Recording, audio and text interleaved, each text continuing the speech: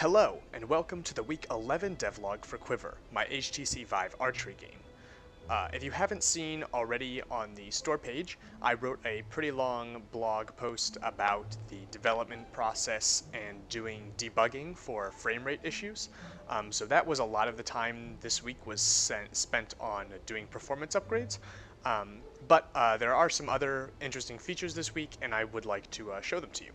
So, one of the first things I have to show is the updated talent system from last week. I got a lot of feedback. People weren't really sure how to interact with it, and it was a little bit cumbersome to have to drop your bow and use two hands to interact with that system. So I've changed the way it works. You still use the touchpad, but instead of using your other hand and it popping up over your hand, the way it works is it pops out in front of your body. It's also changed to work with the waves, so you get the perk at wave 5, and later on you'll get these other perks at later waves. But the way it works, as you can see, it kind of tracks my hand where I'm looking at, so that I can pick the best perk for a particular just with one hand, without them all having to be big on screen at the same time. Right now I don't have access to them, but I will in a little bit when I show you the other system that we've put in place. So I will close this perk menu. I can either hit the button on the bottom or use the touchpad, and then I'll show you the new tutorial system that I spent a little bit of time working on this weekend. So here, instead of show instructions, we now have this tutorial button. So I'm going to hit that and kind of stop talking and let the tutorial play, and I'll kind of run along with it. Okay? Hey, you there. You look a bit lost. Ah, you must be the new recruit up from Durham Hall. I am Aerolith, keeper of the arcane here at Frostfall Keep, and I will be your mentor as you get accustomed to your new station here. Let's get started, shall we? I'm sure you have a grasp of archery, but let's go through the basics.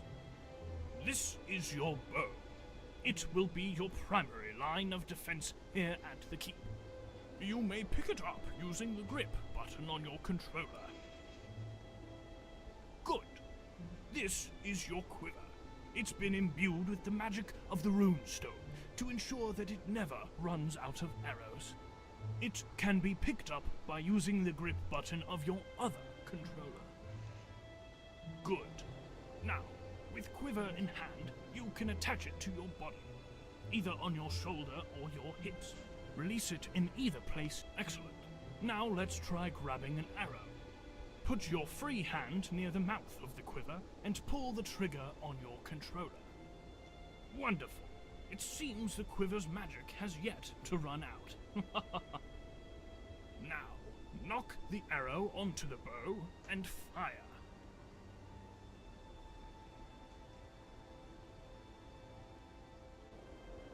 Just move the arrow to the bow to knock it, then pull back and release.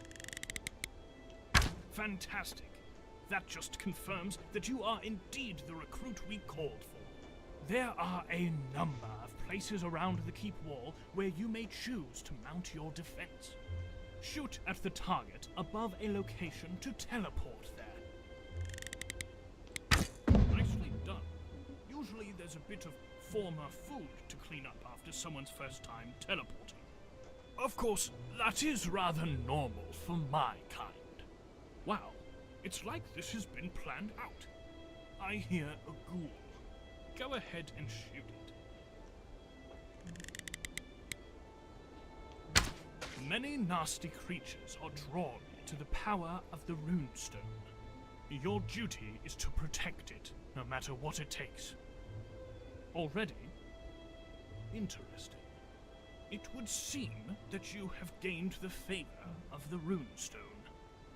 Press the touchpad with an empty hand to open up your perk menu. Good. Now you can move your hand around to see information about the various options. When you find a perk you like, simply pull the trigger while your hand is hovering over it. Nice choice. Currently, only the first tier of perks are available to choose from. As you progress, the runestone will bestow you with even more powerful options. To close the perk menu, you can press the touchpad again or select the bottom orb. Remember, if you change your mind, you can reopen the perk menu and select a different one. Well, it seems as though you've got a handle on all of this. I guess I'll leave you to it.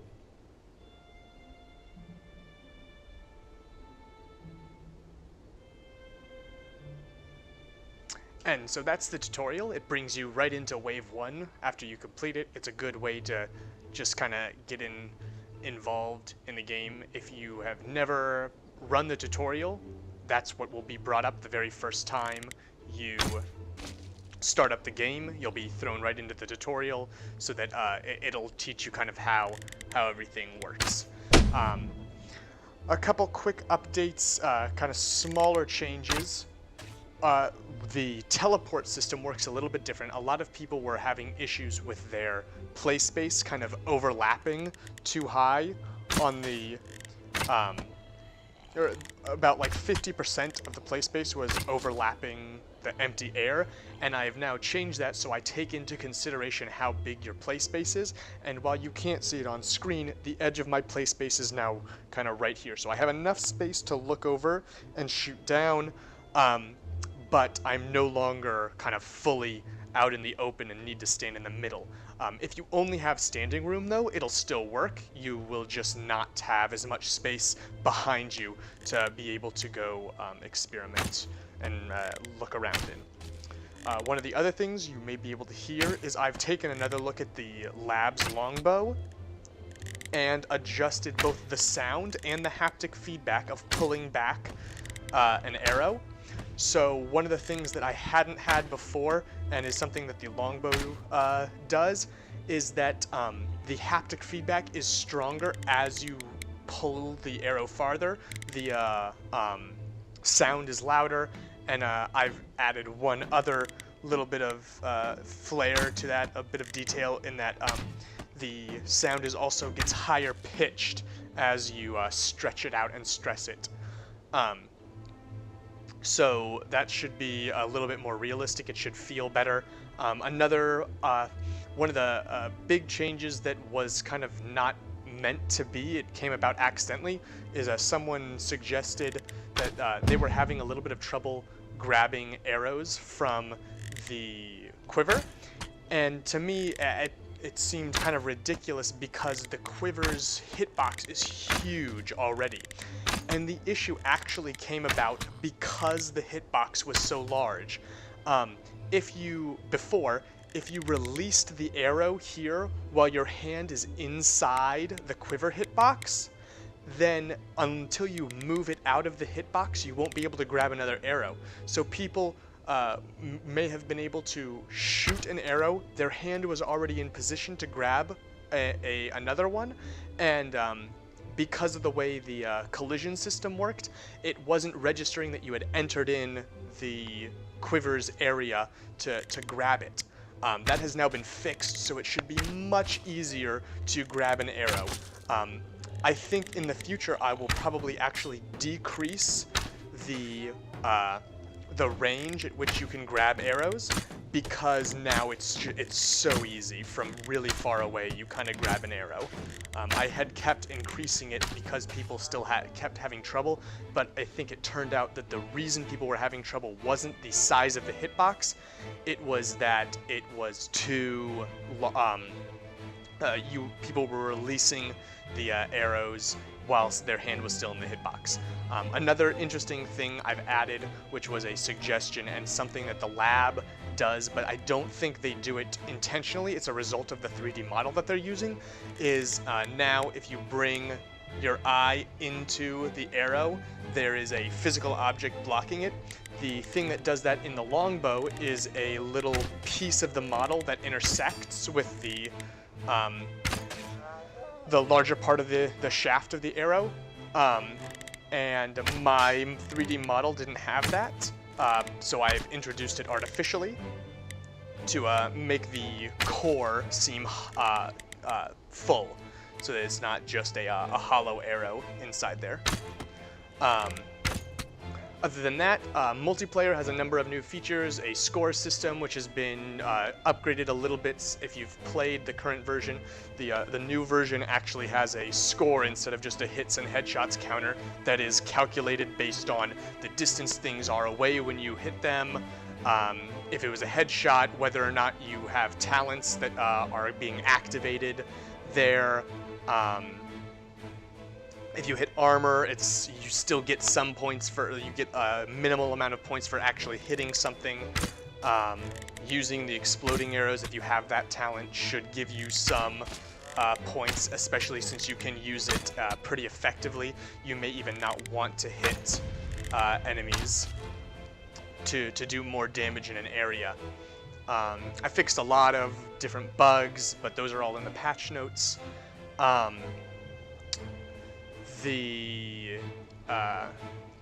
think the biggest thing this week was performance and getting both the tutorial and this new perk system set up. One of the other things you can do is you can change the perk that you want to use at any time now if you have that the tiers available. So you are no longer locked in. That'll probably change in the future, not to not be able to change them at all, but instead what it'll do is during the rests or something, you'll be able to change the perk, not during the middle, because if you can do it in the middle of combat, that kind of is just begging for a sort of min-maxing gameplay where you're switching based on the type of enemy you're trying to shoot, and I don't really want to encourage that, just because it makes the game more mathematical and less kind of action fun. So you can see I have a lot more space here to walk around and then walk over to the edge than I used to because of the new teleport system. So I think that will solve a lot of people's issues with the teleport system, and kind of alleviate some of the requests for being able to actually teleport around, which is something I'm trying to avoid because the current system solves a lot of the personal space issues and other problems that go hand in hand with actually letting the player kind of have full reign of where they're moving.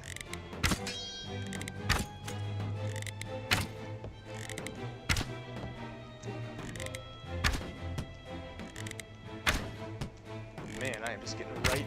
There we go. The waves up at the top last a lot longer now, so if you jump into a game, you should be able to kind of see exactly what's going on.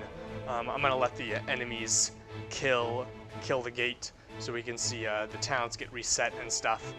I think that's about it for the updates this week. Again, a lot of it was performance-based, making sure that that it's working optimally even on lower-end graphics cards, while still keeping the graphical fidelity as high as possible. A lot of I haven't done a number of potential things like lower these textures, the ground textures that you're really up close to, because there we go, and we can see that oh, I still have a couple things. They'll reset when I start a new game. So there are still a lot of options that I have to increase performance, but I haven't taken those steps yet because I'm trying to keep the current iteration of optimization is one that I want to lose no graphical fidelity. So for instance, I've reduced the texture size of that kind of large ice structure because the resolution of the Vive is such that you can't really tell the difference. I made sure that I put on the headset in-game and tried to compare the two, and only if I couldn't actually tell the difference did I make that change.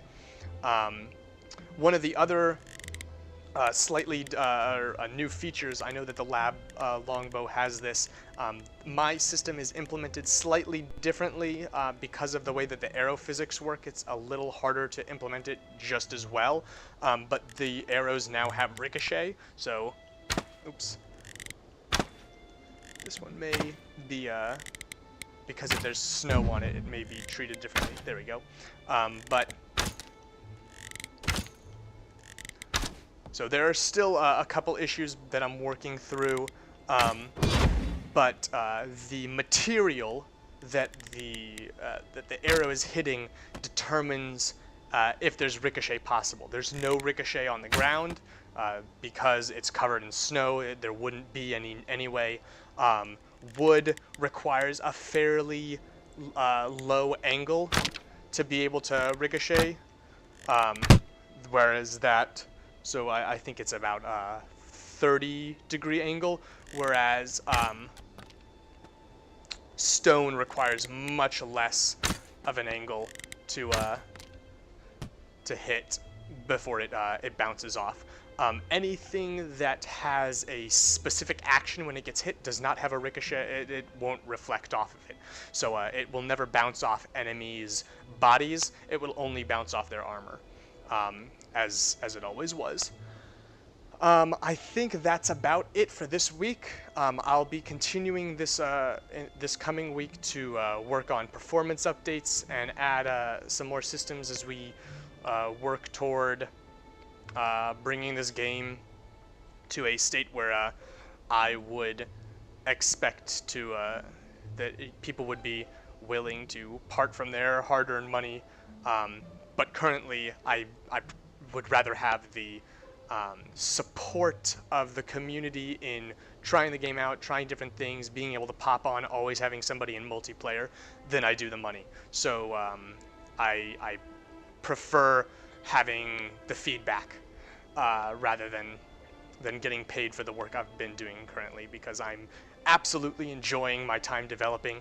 I'm having a great time getting feedback from the community, and I don't want to tarnish that what we have together here doing this by bringing a monetary value to the experience yet. In the future, this we'll be working toward that as the goal as we bring in more graphical polish, potentially get an actual art style dedicated to this. Currently I am using Unity assets from the asset store. Eventually we'll go to a custom models, custom sounds, and all of that requires a fair bit of work and unfortunately a fair bit of money to make that happen. But currently it's just me designing these systems and letting you guys play. So I really appreciate all the feedback that everybody gives. Please keep it coming, and I hope to see you in game. I've already seen a number of people in game as I test out a lot of features. So thanks for everybody for the support, and please keep giving me feedback on what you like, what you don't like, in Reddit, the YouTube comments, the discussion forums, in the Steam store page. I read everything. So thanks very much, and I look forward to your guys' feedback.